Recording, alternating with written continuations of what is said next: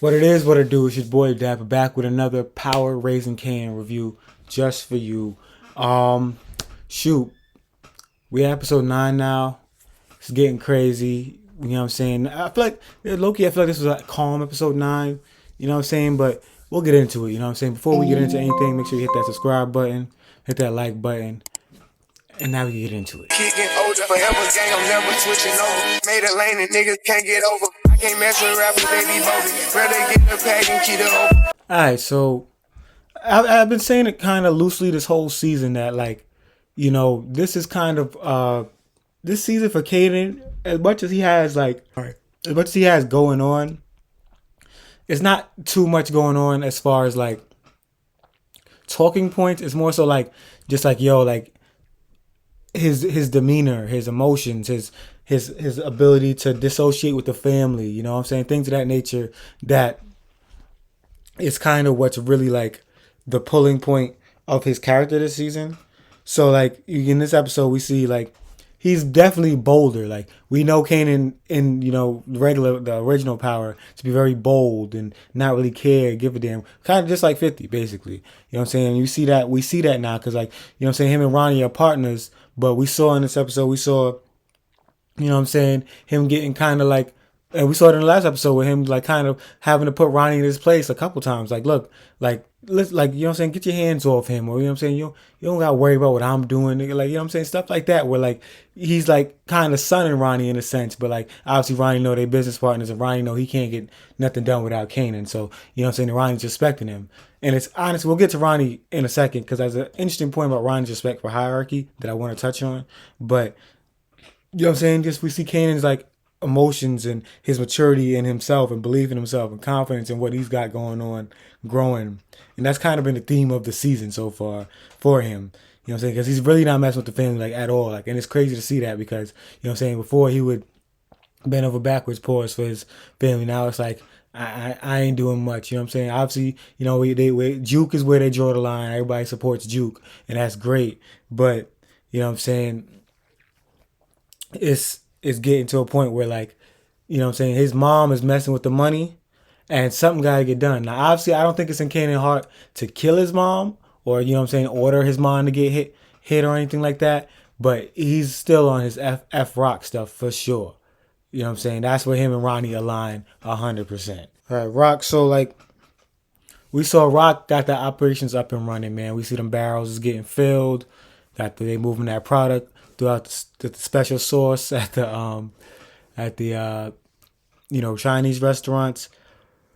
But like I just mentioned, they are, you know what I'm saying, Rock stepping in steps on the toes of, Kanan's business, which we'll get to when we get to Ronnie about the state of that business and in general. But you know what I'm saying, we see their business is blooming while their business is slowing down, and that obviously affects Snaps and Pop, who invested into Ronnie's business that he has with Kanan. So you know what I'm saying, we see this a trigger effect, and we already saw that Rock had her standoff with Snaps and Pop, that they not moving, she's not budging, so somebody gonna have to move forcibly. You know what I'm saying, and ends up being the first one to find out. On another note, she ends up finding out that Juke has signed up for the army, and gives Juke some solid advice. You know what I'm saying, regular Auntie Rock stuff. It's good to see, you know what I'm saying, her and Juke in the scene. We haven't seen her and Juke really to talk if it's not about Kanan really. So it's good to see her talk about, you know what I'm saying, just have a relationship with Juke, just about Juke. You know what I'm saying? That was cool and refreshing to see. But like regular, and like I've been saying this whole season, Howard is not going to escape Rock because they're too intertwined. You know what I'm saying? So she ends up asking Howard for help finding Lou because Lou, as we know, and we'll talk about it a little bit later when we get to Lou, that he is off the deep end. Like Lou is pretty much beyond at the point of no return unless they get him some professional help, which we know at this point they're not going to. So, you know what I'm saying, we'll get to that point when we get to Lou. And because of things that Marvin finds out when we get to Marvin, Rock finds out that Howard, Howard knew that Marvin was a suspect, and that ends up being a heated conversation because Howard you know what I'm saying, we'll touch on Howard next, pause. But, you know what I'm saying, Howard is kind of standing his ground, standing on business on that. Like, I wasn't going to tell you and I didn't plan to tell you. You know what I'm saying? Like, so it's getting nasty in the streets. Of course, this is all happening before the final episode. So, you know what I'm saying, people have to choose sides and things of that nature. Regular power stuff, but I want you to see how it all plays out, how the pieces all connect. This is all basically, this episode is basically a setup episode, in my opinion, for what's supposed to be a pretty dramatic episode 10 finale. Ronnie. So with Ronnie, we see that in this very scene, actually, he's talking to Joaquin, and this is where he finds out his supply has been cut off. Because obviously after Juliana's death, Juliana was the one that was kind of advocating for him in this business relationship, and she's gone, which is funny because Joaquin okayed it. So it's just weird that Joaquin would have let it go on, if not for Rock. But neither here nor there. I wanted to bring up a point about Ronnie's respect for hierarchy, because Ronnie seems like a tweak out. Like, he seems like he's a tweak, but at the same time, it's like he kind of is. I don't know if I'm gonna call it smart enough or just aware enough to know, like, yo, like, I'm in a situation where I'm not gonna win right now. I'm not gonna win the situation right now. I might as well. I gotta play it cool, because he seems the type of guy that would tweak out and they just have to shoot him right here on the spot. But he doesn't, and he's just, you know what I'm saying, takes the L and just is like, yo, I got to figure out how to get that work.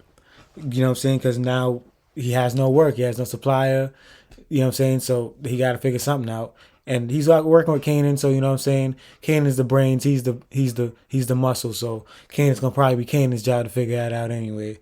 All right, Howard. So with Howard had a busy episode, man. This is probably his busiest of the season as far as screen time and things going on, because we saw they were leading up to all season that Howard, his demons were gonna catch up to him. We know Howard's supposed to be this decorated officer, and that's kind of what he's been leaning on. He's been leaning on the fact that, like, look, I'm gonna get away with this because people trust me. I'm the guy that people are looking at like, it can't be me because of what I've already given to this community, given to this the police, the NYPD. You know what I'm saying? I've done enough that they're not gonna look for me. But as we saw last episode, Detective Burke was able to put two and two together based off a conversation he had with Nicole's dad, Mr. Bingham or whatever his name is, and he's just like, "Yo, I gotta go tell someone." So obviously, Detective Burke goes to run his mouth to the police chief, and things start to add up. He's telling the police chief this, to the police chief that. He's like, the police chief's like, "Yo, we didn't put that together." And then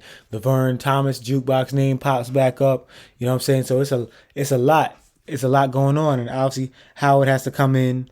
You know what I'm saying? And to deal with that, and with that being the case, Howard did a pretty good job of covering his tracks. You know what I'm saying? Like, he didn't really give away anything besides the fact that he did talk to Bingham and have him talk to IAD, but he told him his reason, and his reason didn't sound like too bad of a reason. I'm not gonna lie to you. He's really good at, like, covering his tracks. For real, for real. I give him the credit, because honestly, I thought they had him squared away, but they don't.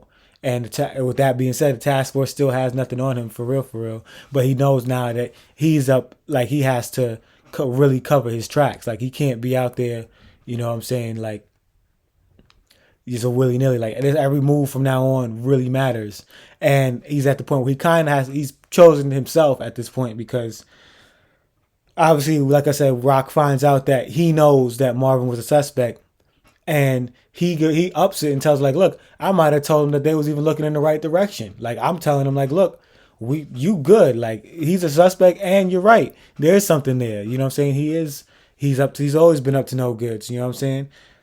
But obviously, he's kept his association with Marvin on the low. He said no, there's no, he told him there's no relationship there. So to clear his own name, and Rock, though distraught, kind of sees his point, because at the end of the day, this is all they're not gonna stop till they get somebody, and ultimately he's gonna end up taking them all down. But obviously Rock disagreed, because you know what I'm saying, that's family. We don't go against family. His thing with the family is like, I'm not related to y'all. Obviously he has him and Rock have Kanan, but like, that's his only vested interest in this. Other than that, it's really him alone for himself. So you know what I'm saying? He's basically like, yo, Rock, you gotta take one for the team. You know what I'm saying? And he ends up obviously being the guy to help them find Lou. he found Lou, and which will lead to Lou. We'll talk about Lou when when we get there. But what I'm saying, Howard is at the point where he's got to choose himself, and he did or has so far. It's going to be interesting to see what happens when Kanan's name start popping up in certain things, because with that being the case, things might get a little dicey for him. I don't know who he's gonna pick, choose. Y'all let me know in the comments. What I'm saying, what you feel. All right, Marvin. So we know his name's in the center of the police investigation, and he finds that out for himself from Gerald. We see in the beginning, we saw Gerald try to be like, yeah, you've been a great guy, Marv, but I don't need these check-ins anymore. I'm doing better. He's trying to dissociate himself from Marvin, so that it makes it easier. Like he doesn't have to give away that information, because he can just say, hey, me and Marvin are not cool no more. But Marvin doesn't pick up on that, because Marvin's such a good, genuine dude. He's just like, nah, what I'm saying, I'll be there for you. You know what I'm saying? And then on Gerald's lowest moment, we saw Gerald lose his daughter. Marvin shows up, and Gerald has to tell him is like, yo, I've been working with the FBI because they were gonna take my kids away. And obviously this, blows Marvin's mind. Like Marvin, can't believe that he was doing such a good thing and it backfired on him. So I want to know what that is gonna do for Marvin's psyche and going forward, because we saw he's doing all this because it felt rewarding to him. It felt like he was doing it for a good cause to try and help a friend out. But now that he knows he was backstabbed the entire time, it's like, does Marvin go back to being who he was pre, I guess group therapy, or if you want to call it that? Like, is he that's what it is? And that's what it seems like they're going towards.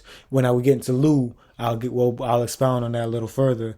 But I'm saying, Marvin, I'm saying, he's got to move really tact right now, because his name, like anything he does, could potentially cost him, his freedom. You know what I'm saying? It's already up in the air as it stands, and we see Howard is vouching for it, because they need somebody to get the heat off of himself. So it's gonna be a battle of movable force. You know what I'm saying? Two immovable forces going against each other. All right. This episode starts with Lou knocking off a liquor store. You know what I'm saying? And we just see Lou has not gotten any better at all. There was a quick point in time where it seemed like he caught on and was like, all right, let me get myself together, but it didn't last more than half an episode, really.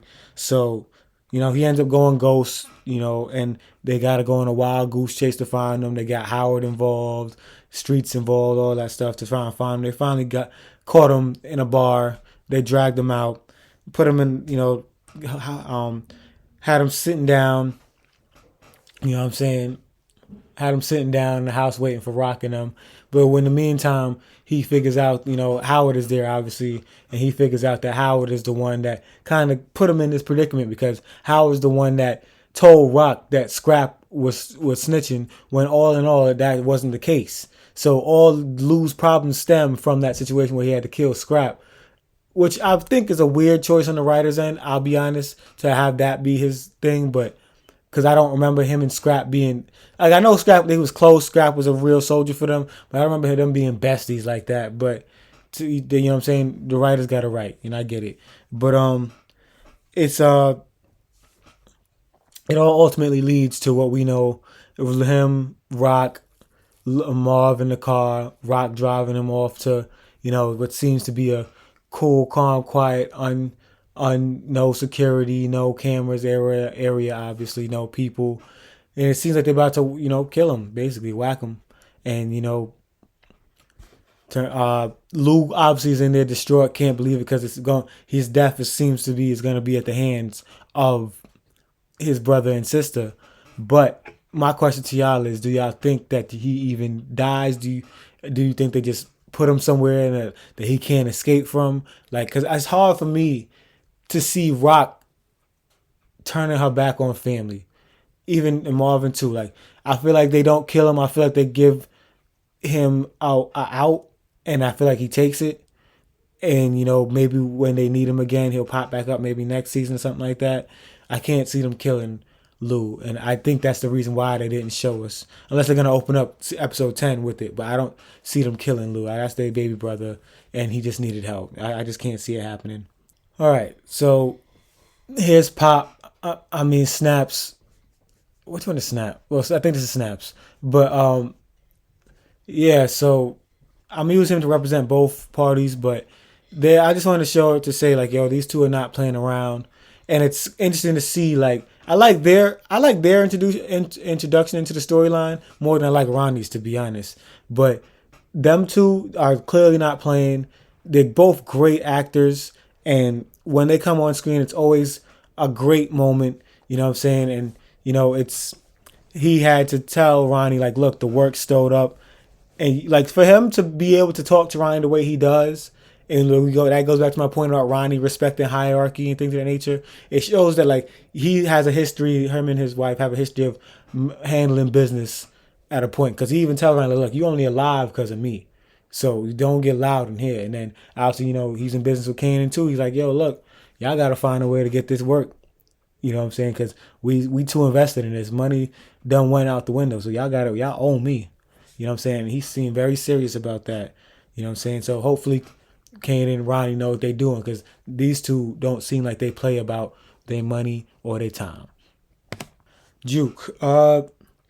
Juke, obviously, we know she's torn between the army and singing. But I think in this episode, it became clear to her after she got off the stage, like, look, this might be what I want to do. This. I felt great. The performance was good. For also a question, was this Power's first dance break? I don't think Power ever had like a dance break in it, and it's in any of the iterations of it. So this might be Power's like first like dance break. Actually, might be history here made. But she kills the performance, but then ends up having a moment where she thinking she about to get offered by a label, turn around, this dude's from the FBI coming to question her. Now my thing is, she held it down for sure. She didn't give no information away. Said, nah, my dad ain't involved in that, XYZ, which is great. But now for Juke, it's like, does this push her to the army? Because does this opportunity still stand, knowing what was told to, I forgot the name of the lady that manages the group, but like obviously they told like, look, your family's a part of organized crime. We're investigating your family. I can't see them holding on to Juke for the group, especially as a group leader. You know what I'm saying? After this. So like this might have ruined Juke's life, which sucks because it's always this, like I said this before in other recaps, it's always somebody that isn't a part of the life, but is a part of life adjacent to the life that their lives you don't get out scot clean. Even the FBI agent told her that. Like you never get away from it scot clean. It just doesn't. It always affects you, even if you're not physically out there moving it.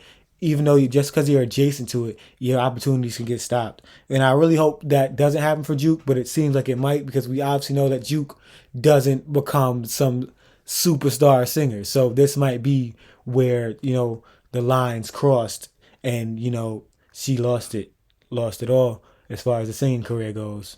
All right, Famous. Famous, I use this picture on purpose because Famous deserves this every time this happens to him, because I still cannot for the life of me believe that you did your boy like that. Still cannot believe you did your boy like that. Your best friend, you cannot believe you did like that. So he deserves this every time it happens. But we beyond him, trying to find Lou and Kane saying he don't know where Lou is because of the family thing. He not messing with the family. This all happened because Famous gets the opportunity of a lifetime. Music exec wants to meet him and Lou, but to his knowledge, Lou was going down a spiral, and Lou may never show up again. So I don't know how that affects his meeting, because I remember originally the guy didn't even really care for Lou. He was just like, does the production? They're like, oh yeah, Lou does that. So he wanted to meet both of them, but Lou's obviously not gonna be able to be there. So I want to see how this works out for Famous. Maybe Famous shows up by himself. I don't know how that works. I mean, because the guy thinks Famous has talent, so we'll see. Because maybe he just hooks Famous up with other producers. But I just want to show this scene because Famous deserves every bad thing that's gonna happen to him, because you don't do your bro like that. Point blank. Period. Uh, Sorry for the crude photo, but yeah, just had to show Gerald. I want to say R.I.P., but I kind of almost don't want to say R.I.P. because, like, he was scum. He was scum. I mean, I always have a soft spot in my heart for people that like are trying to do better but just can't do better. But at the same time, it's like You were scum, dude. I'm sorry. You were scum. You didn't do right by a guy that was trying to do right by you. I get it. It was for your daughters. But you could have just told Marvin, like, look, you got to get far away from me as possible and kept it at that. Marvin probably would have picked that up. But, if you used the right context clues. But you said kept him around, had him helping you out in your house. Granted, Marvin ain't really giving no information like that. Thank God. But, like, the fact that you even was communicating with them is crazy enough. So, it's, yeah, Gerald's dead. No rest in peace. Gerald's dead. You know what I'm saying? That just is what it is. But with that being said, we reached the end of another power recap. The finale is shaping up to be something it has to be over an hour. Got to, you know what I'm saying? And we see in the preview Kanan and his mom face off. You know what I'm saying? And we don't know what happened to Lou yet. We don't know what's gonna happen to Juke. Howard's got to protect himself. Marv's on the number one on the pecking list for the FBI. A lot of questions that need answers. Kanan got to find some work. It's alleged people are thinking that Ronnie will die. Ronnie doesn't finish out the season. It's a lot. You know what I'm saying? I would say leave y'all predictions in the comments, man. Leave y'all predictions in the comments for what's going to happen in episode 10. With that being said, we are out of here. Big dripper stand up in the ocean. Everybody trapping, we get lost. He ain't 4